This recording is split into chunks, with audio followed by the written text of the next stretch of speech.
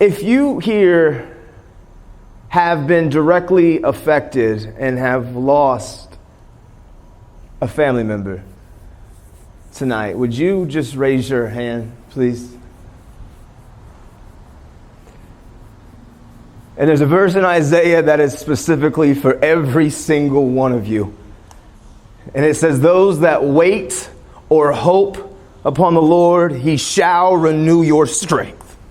And he will mount up wings like eagles, and you will run and you won't grow weary, and you will walk and you won't faint.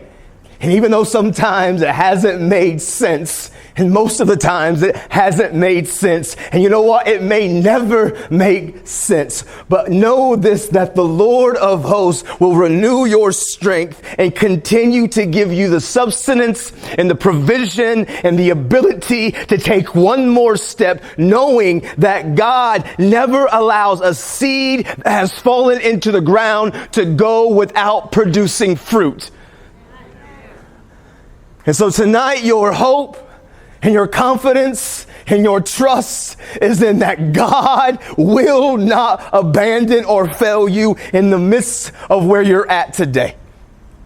And I know that's not always easy, because it doesn't bring back our loved one. It doesn't bring back our son, our daughter, our cousin, our spouse. But what I can promise you this, that if you allow the word and the Lord to continue to take that situation and that part of your story and your testimony and continue to take a hold of it and not cower in fear and not be so distraught that it allows you to paralyze you anymore, because the enemy wants to silence you.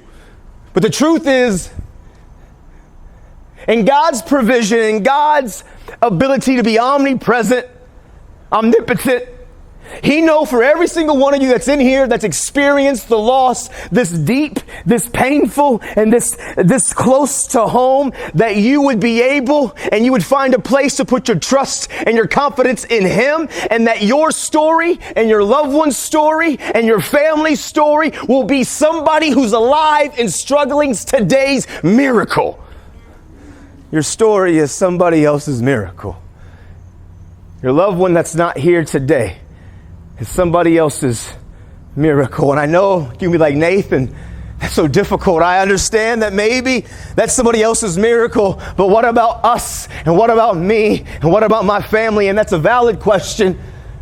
But this is where I would encourage you and I would embolden you, that you are crucified to Christ, and nevertheless you live, but you are dead to yourself. And I promise you, your story and the ones that have been loss that's been close to you, don't lose hope. Wait on the Lord. He will renew your strength. He will mount up those wings like eagles, and you can run and not get weary and walk and not faint.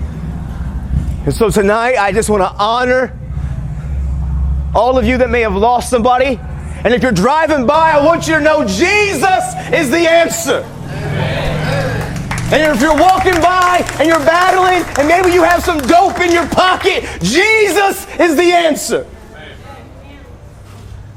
And I don't talk about it because I've read books to get educated about it. I talk about it because I know what it's like to battle and to struggle. And so if you can hear my voice through these speakers in this court square, I'm a recovering addict, 11 years sober. Jesus set my life on fire. And if you're behind me or to the left or to the right, I'm not talking to anybody under this tent. But if you can hear my voice in this city, Jesus can deliver you.